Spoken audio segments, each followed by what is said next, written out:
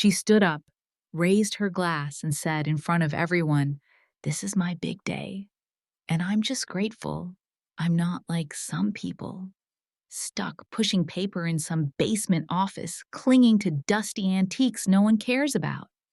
Everyone laughed. She was talking about me, my little sister, the one my parents always praised, always defended, always compared me to. And now she was humiliating me in front of her fiancé's family, her friends, and worse, our parents, who just smiled and said nothing. I stood there, every cell in my body screaming. But I didn't speak. Not yet. Then her fiancé looked at me. He tilted his head, narrowed his eyes, and said, "Wait, why do you look so familiar? Are you the CEO I saw on Forbes, the antique corporation worth over $1 billion?" I didn't flinch. I didn't blink. I just said one word, and the entire room went silent. The music stopped. Champagne glasses froze mid-air. My mother's face turned ghost white. My father stared at the floor, and my sister, my flawless, adored sister, just stood there, breathless. That was the moment everything cracked. But if you think this story is about revenge, it's not. It's about something worse.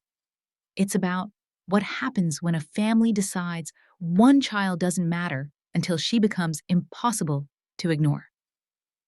My name is Seraphine.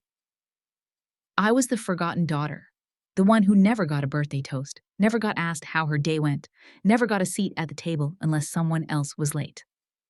And now, I want to tell you how I turned silence into strength and why the people who once ignored me had to sit down and listen. But before I do, can you say hi in the comments or tell me where you're watching from? It helps me feel less alone in this. And if you've ever been humiliated by the very people who should have protected you, hit subscribe, because on this channel, your voice and your story finally matter. Thank you. Now, let me tell you everything. My name is Seraphine Everly, and I am 28 years old. I live in Savannah, Georgia, a city where Spanish moss dangles from ancient oak trees and the houses still carry whispers of the old South. I was born and raised here, inside a grand colonial-style home that looked noble on the outside, but carried a different truth within. It belonged to the Beaumont family, my family. And yet, from as far back as I can remember, I never truly belonged in it. You see, some children are born to be adored. Others are born to watch from the sidelines. I learned early on which one I was. My younger sister, Lillian, was the shining jewel of the Beaumont name. 3 years my junior, she was everything that charmed, radiant, socially gifted, and with a laugh that turned heads.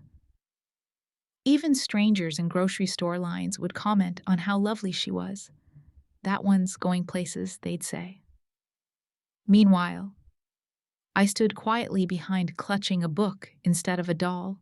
While Lillian pirouetted through the world in glitter and giggles, I sank into libraries and museum catalogs. I fell in love with centuries-old ceramics, the cracked glaze of Ming vases, and the quiet stories etched into forgotten frames. I was the oddity at the dinner table, the one who made people shift uncomfortably when I spoke about Japanese lacquer boxes instead of prom dresses. Whenever I tried to speak during family dinners, my father would clear his throat sharply and change the subject. My mother would smile politely and murmur, "Let's not bring the mood down." Lillian would snicker and say things like, "Seraphine lives in a different century," and everyone would laugh as if that were the most harmless joke in the world. No one ever told her to stop. Eventually, I stopped trying. I learned silence like it was a second language. If I said less, I was criticized less. If I disappeared into the corners of the house, I became less of a target. So that's what I did. I faded. I became so quiet that I sometimes wondered if anyone would notice if I simply stopped existing. My sanctuary was the attic. While Lillian held court in the living room downstairs, I sat under the slanted ceiling, surrounded by dusty shelves and soft light. I cataloged imaginary exhibits in my mind: Renaissance tapestries, early Korean Celadon Greek amphorae. The world above was cruel, but in that little room, I built a kingdom of memory and meaning. I got into the Savannah College of Art and Design and graduated early with near perfect scores. No one from my family came to my graduation. They didn't even ask what I'd majored in. At 24, I launched Everly Antiques. I started small, curating rare finds from estate sales and auctions, restoring them with obsessive precision and placing them in the hands of collectors who appreciated their story. The business grew faster than I expected. Within 2 years, we were working with museums across the country. I was invited to consult on the curation of the Metropolitan Museum's Baroque Revival Showcase. My company appeared on the cover of Architectural Digest. And yet, not once did my phone ring. No congratulations, no message, not even a clipped "well done" from my mother. To them, I was still Seraphine, the girl who worked in some office with old junk. For years, I held on to the hope that if I just worked harder, got better, achieved more, someday they would see me. They would see my worth. But at some point, I had to face a quieter truth. In their eyes, I was never interesting enough to love out loud. It was early March when the envelope arrived. The paper was heavy textured, wrapped in a gold-trimmed lining. Elegant, immaculate.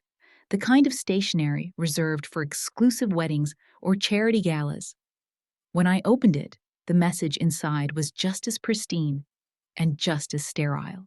Lillian Beaumont and Elliot Warwick request the honor of your presence at their engagement celebration. Not a single handwritten word. No note, no warmth. Just an announcement, as if I were a distant cousin or a high school friend forgotten, but required to be included. A few minutes later, my phone buzzed. Don't dress too plain. Lillian's message read, Elliot's family is very refined. This isn't your usual crowd. If you're busy, feel free to skip it. I stared at the screen, reading the message once, then again. A third time. Not out of shock. Nothing she said surprised me anymore, but because something inside me was hardening. Quietly, firmly. I knew then I was going. Not for Lillian. Not for my parents. Not for the people who would talk over their champagne flutes. I would go because I refused to disappear again. Not this time. I called my designer in Paris, the one who dressed half the women in Le Marais for their private gallery unveilings. I asked him to create something custom, a floor-length sea glass silk gown inspired by 18th century silhouettes, understated yet devastating in its grace. I declined the hotel room Lillian's assistant offered. I booked a villa on the outskirts of town, private and quiet, like I'd always preferred. This wasn't revenge. It wasn't a performance. I simply wanted to walk into that house as myself, unapologetically present, fully visible. The engagement party took place on River Street, perched on a hill overlooking the water. The mansion shimmered in ivory under the late afternoon sun. In the courtyard, paper lanterns swayed above manicured hedges, and a string quartet played Schubert under the porch columns. It was beautiful, curated to perfection. A massive welcome sign sat at the entrance. Lillian and Elliot, a perfect union. Lillian's name glistened in gold foil. Elliot's in thinner script was practically an afterthought. As I stepped inside, a young staff member handed me a flute of champagne and moved on without a second glance. No one knew who I was, just another woman in a nice dress. And somehow, that anonymity felt oddly fitting.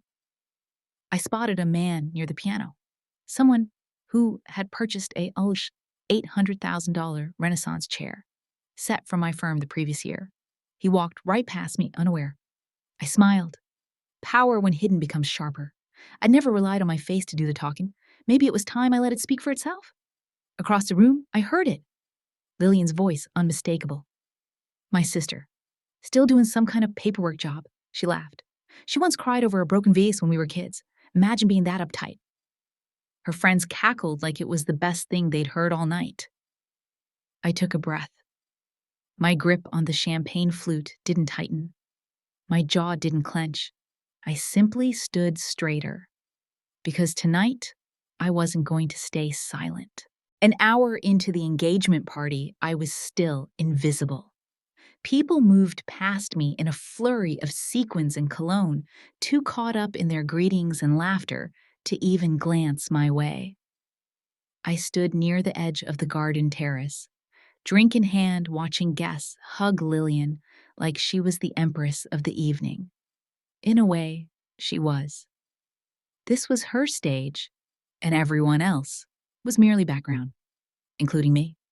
My parents hovered nearby, smiling as they helped serve drinks and directed staff like seasoned socialites. My mother wore the pearl necklace I'd given her last year. For her birthday, an authentic Edwardian piece. I'd restored myself. She never thanked me for it. Tonight, she wore it, without a word or a glance in my direction. I overheard her speaking to one of the Warwick's relatives, her tone light and proud. Lillian has always been our pride. That girl was born to shine. I was standing 2 feet away, but her eyes never touched mine. Then, Elliot approached. He had the air of someone used to being admired, a businessman's polished charm, but without any real curiosity behind the smile. He extended a hand and said, "You must be Lillian's sister. I heard you do something with clerical work, filing or something?" I smiled. "Close enough." He chuckled, clearly satisfied with his guess, and made no further effort to ask what I actually did. Then Lillian glided up beside him, wrapping her arm through his. "Seraphine isn't really into these kinds of events," she said sweetly, then leaned in as if sharing a funny memory. "She once made me cry for breaking some old vase she loved. It was probably worthless, but she treated it like a crown jewel." Elliot laughed with her. I didn't.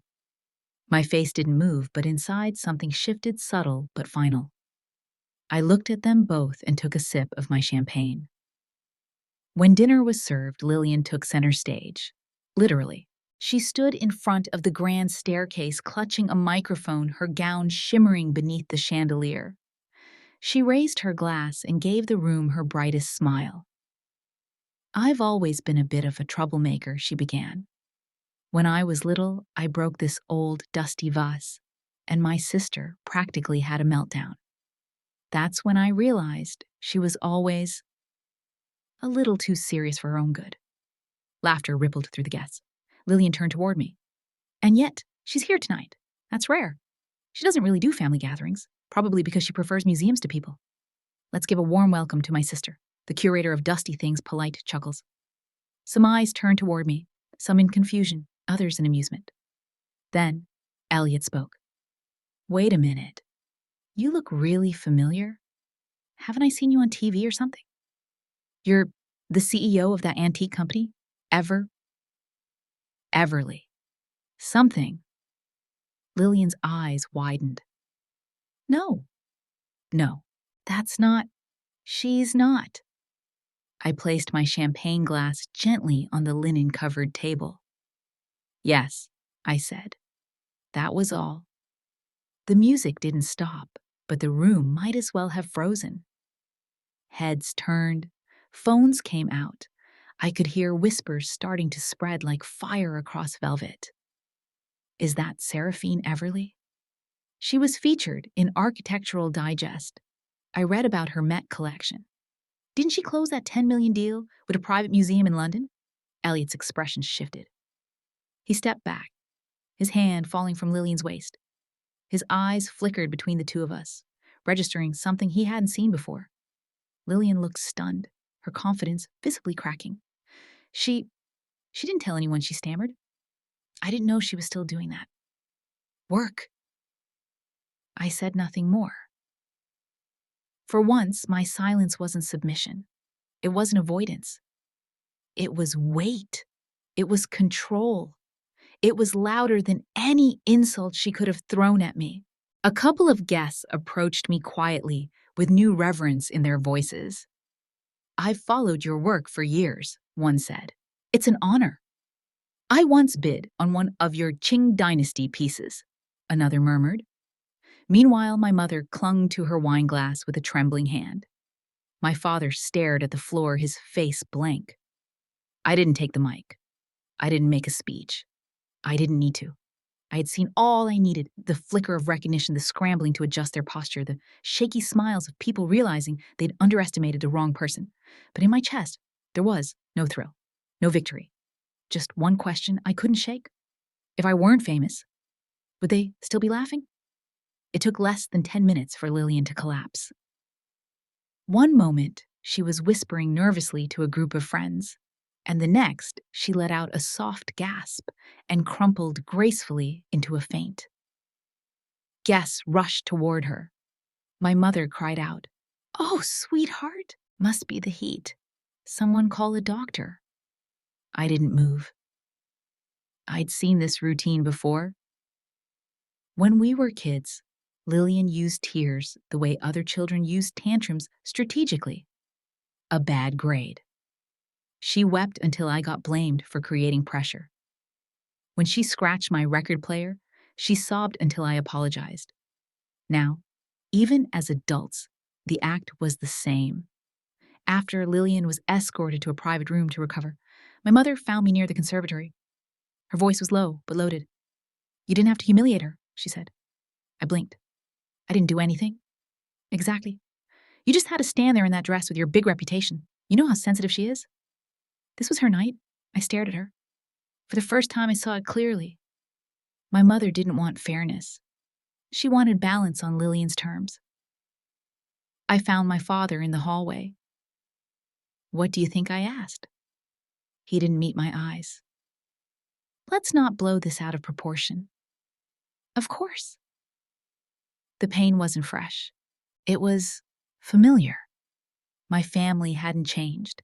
They'd just learned to decorate their indifference better. 3 days later, the aftermath arrived. I received a message from an old colleague. "What happened at that engagement party?" There's chatter all over social media. A longtime client emailed my assistant. "We're placing our partnership on hold. There's some concern over personal drama. We've heard she publicly insulted her sister and caused a scene." I searched online. There they were, post threads, casual comments labeling me as vindictive petty, a fame-hungry sister who used her platform to overshadow the bride-to-be. Photos from the party were circulating, capturing me mid-sip looking aloof, and composed an image easy to twist. Then came the final blow. A friend from college messaged me. "Lillian's been telling people you crashed the party for attention, that you never invited her to your gallery openings, and you were jealous she finally had something you didn't. She said you made it your mission to ruin her night." I stared at the message, numb. She hadn't just failed to apologize. She'd weaponized the moment against me. She was painting me as the villain, knowing people would believe her. She had the charm. I had the silence. And silence in this world always loses the narrative. That night, I sat alone in my apartment, a glass tower overlooking the Savannah skyline. I poured tea into a porcelain cup from the Qing dynasty and stared at my reflection in the beveled edge of an 18th century mirror. The woman looking back was everything I had fought to become strong, successful seen. But in that moment, I felt like a ghost, real to everyone but the people who were supposed to know me best. I whispered aloud to no one. "When you win the world but lose the only voices that matter, who are you, really?" A week after the engagement party, I received an email from the legal department of a major museum in Paris. They were pausing our upcoming exhibition deal with Everly Antiques due to ongoing image concerns related to public perception and press. The language was professional, measured, but I knew what it meant. They didn't want their name tied to mine, while the rumors were still circulating. Online, my name was no longer just attached to art history or restoration. It was trending in forums and blogs, tangled in narratives I hadn't written. People said I crashed my sister's engagement party to steal attention, that I was bitter, lonely, jealous of her place in the family. Anonymous accounts on social media passed around claims that I was emotionally unstable, that I manipulated the media. Someone even published a blog post suggesting that I had falsified provenance on a 17th century French clock we sold last year. It was entirely fabricated. but it gained traction. The post was shared over 8,000 times in 3 days.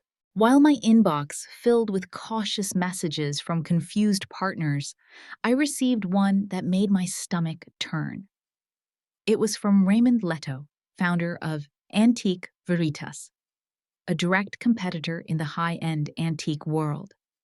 I hope you're able to clear up the recent challenges, he wrote. In the meantime, we're happy to assist any clients of yours feeling uncertain should you find yourself temporarily overwhelmed. He didn't need to say it plainly. He was circling, waiting for blood in the water. I stared at his message for a long time before closing my laptop. I could have gone quiet. I could have waited for the rumors to burn out. But I had built Everly Antiques on the principle that truth has weight, that history, when presented with integrity, speaks louder than noise. I wasn't going to let gossip redefine me. I reached out to the Savannah History Museum with a proposition, a public exhibition, showcasing rare European artifacts from the 17th century, many of which I had collected myself over the last 5 years. I offered full transparency, independent verification of each piece's provenance, detailed documentation, and behind-the-scenes footage of the restoration process. No glamour, just truth. The museum agreed.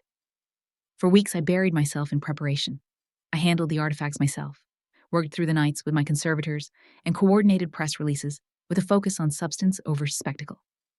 One afternoon, while reviewing final layouts for the exhibition, I received a message from a childhood acquaintance, someone still floating in Savannah's social circles. "Thought you should know," she wrote. "Lillian's telling people that the exhibition is your way of apologizing for ruining her party. She said, you're trying to make up for the humiliation." I sat back, stunned. It wasn't just deflection. It was theft. She had taken my act of reclamation and twisted it into a prop to salvage her own image. That evening, Lillian messaged me directly. It was the first time she'd reached out since the party. "I know things got out of hand," she wrote, "but if you agree to keep things quiet, I'll tell people it was all a misunderstanding. I'll protect your name, help smooth things over. Just don't drag this on. It's not good for either of us." I didn't respond. I wasn't angry, not even hurt anymore. What I felt was something sharper clarity. There would be no reconciliation if it required me to contort the truth to fit someone else's comfort. A week before the exhibition opened, I stood alone in the main gallery space as technicians adjusted the lighting. In the center of the room sat a celestial clock from 1662, restored with hand-finished brass and deep indigo enamel. I stared at its mirrored face and saw not the forgotten daughter of a Southern family, but a woman who no longer flinched when people tried to make her small. I whispered to my own reflection, if the truth embarrasses them, it's them who should change, not me. The opening night of the exhibition arrived. The Savannah History Museum gleamed beneath strings of warm lights. Inside the gallery had been transformed into a quiet world of reverence, each artifact resting in polished glass cases, lit softly labeled precisely their histories, told without exaggeration. The media showed up. Collectors, curators from across the state, even a few museum directors from Europe who had flown in after reading about the exhibit's transparency initiative. The press headlines that followed were careful but affirming. Seraphine Everly returns with authority. A collection that speaks louder than controversy. Everly Antiques redefines restoration integrity. I stayed mostly near the entrance, greeting guests, answering questions, making sure every corner detail ran smoothly. I wasn't interested in being the center of attention. I wanted the work to speak for itself. 10 minutes before the keynote was set to begin, I spotted my parents entering through the east archway. My mother wore a navy sheath dress, her eyes scanning the room. She wasn't looking for me. They hadn't RSVP'd. They hadn't called.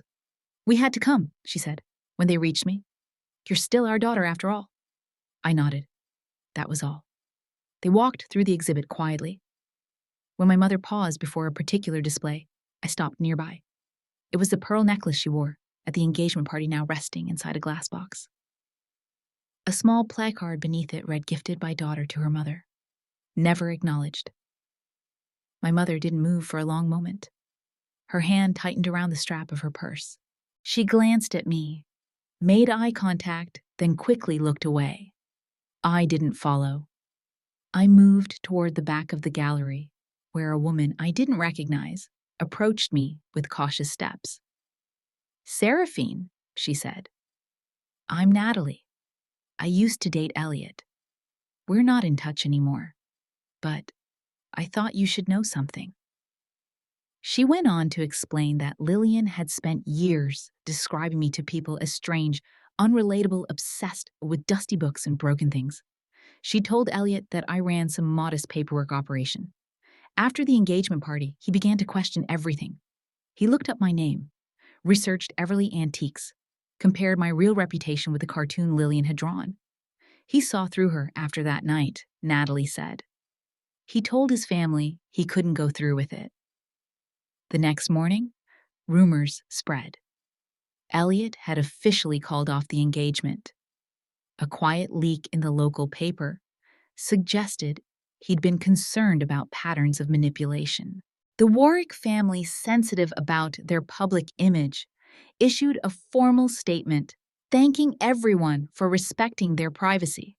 Behind closed doors, they made it clear Lillian was no longer welcome.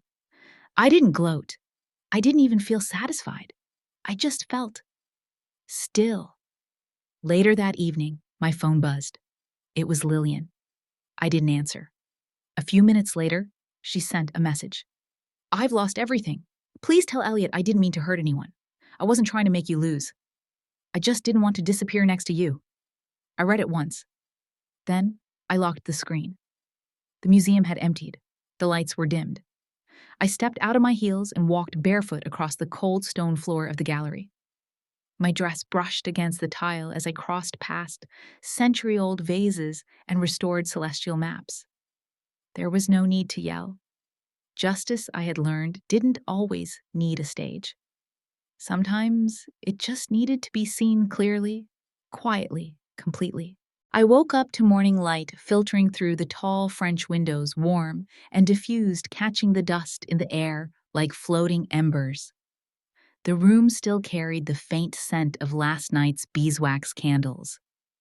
On the coffee table sat a neat stack of newspapers, the New York Times, Savannah Journal, the Art Collector's Review.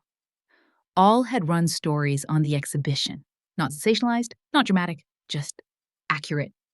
One headline simply read, "Seraphine Everly, a quiet steward of legacy." I sat there, barefoot robe draped over my knees, flipping through the articles, not to see praise, but to see if they had understood. And they had. Later that week, messages began to arrive from colleagues, clients, and curators who had once distanced themselves. One of them, a senior curator from Paris, wrote, "You've shown integrity, not just through your artifacts, but through your silence in the storm. We believe you." We signed a long-term collaboration with a Swiss institution that had paused talks months ago. One by one, the threads that had frayed were tying back quietly, and on my terms. One afternoon, while reviewing logistics at the office, the receptionist buzzed me. "Your parents are here." I froze for a second, then nodded. They came in without much ceremony. My father looked exhausted. My mother held a small box in both hands. She spoke first. "I don't know where to begin, but I've read everything, and I feel ashamed." She opened the box. Inside lay the pearl necklace restored. The missing pearl had been reset. She placed it on the desk in front of me. "This belongs to you," she said. "I don't deserve to keep it." My father stepped forward for once, meeting my eyes without flinching. "I was wrong," he said slowly. "Not because of your success, but because, for all these years, I never asked who you truly were. I just assumed." I didn't answer right away. My throat tightened, but not from pain. Finally, I said, "I don't need your approval, but if you truly want to be part of my life again, You'll have to learn how to see me, not for what I've achieved, but for who I am." They nodded, not with certainty, but with effort, and for once, that felt real. The next day, I received a letter, a real one, ink on paper folded by hand, from Lillian. It read, "I used to think you were invisible, but maybe it was me who was afraid of being seen. I'm sorry. Not for forgiveness, but so, I finally understand." I read it 3 times, then tucked it into a drawer, alongside old photographs and letters I no longer reread. I didn't call her. Forgiveness isn't saying it's fine now. Forgiveness is saying you don't get to own my memories anymore. That day, I chose to let go, not to make peace with anyone else, but to make peace with myself. And I would carry no more anger where it didn't belong. 6 months after the exhibition, I bought an old estate house on the outskirts of Savannah. It had once belonged to a French noble family that had fled during the 1800s. The roof was of sun-baked terracotta tile. The porch wood was cracked with age. The Louis XIV-style windows opened wide onto a lawn, dotted with wild lavender. I spent the spring restoring the home piece by piece. The tea tables, the stone fireplace, the oak cabinets, even the worn floor tiles, I cleaned each one by hand. I didn't hire a designer. I wanted to build it myself. I needed to. Every sanding motion, every brush of stain, every creak of wood beneath my palm was a reminder that things could be beautiful again, not because they were untouched, but because they had endured. That summer, I founded a nonprofit called the Everly Vault, a program that brought replicas of antique objects, historical prints, and architectural models into public school classrooms. Children would hold these items, ask questions, guess their uses. They learned that history wasn't a dusty old thing behind glass. It was something you could touch, feel, carry with you. A little boy wrote to me after one of the sessions, "You made an old chair feel like a throne for my imagination." I kept that letter pinned above my desk. A few months later, an international art magazine reached out. They wanted to run a feature with my photo on the cover. I declined. "Let the collection be the image," I told them. "I'm just the one who keeps the stories intact." They titled the piece, "The Woman Behind Time." That autumn, I invited my parents for Thanksgiving. No press, no photographers, no performance. They came quietly. My mother helped set the table. My father carved the turkey without saying much. Just before they left, he turned to me and said, "If you've learned to forgive life, maybe someday we'll learn how to forgive ourselves." I didn't respond, but I nodded. And for us, that was enough. I heard through mutual acquaintances that Lillian had left Savannah. She'd started working for an educational nonprofit out of state. No social media posts, no announcements. No one knew the reason. I didn't need to. Maybe she was beginning her own restoration. Late, perhaps, but real. I didn't want to control her story anymore, not out of distance, but because letting go meant trusting that some things, some people might find their truth without my shadow looming. One evening, I stood on the porch of my new home, a cup of peppermint tea in hand. The garden was turning gold with late-season leaves. Wind moved gently through the trees. In one corner, a sundial I'd bought years ago finally sat where it belonged. The sun cast a perfect line across its face, splitting shadow and light. I stared at it for a long while, then whispered, not to anyone, not even to myself, just to the silence. I'm here now. Not a shadow, not a secret, and not asking anyone for permission to exist. Sometimes the loudest power is quiet dignity. The deepest healing isn't revenge. It's choosing peace when you could have chosen to destroy. And the greatest justice, it's knowing who you are and no longer needing anyone else to confirm it. If this story spoke to something inside you, I'd love to hear your thoughts. Drop a comment below. And don't forget to subscribe, and stay with me for more stories that remind us we're not alone.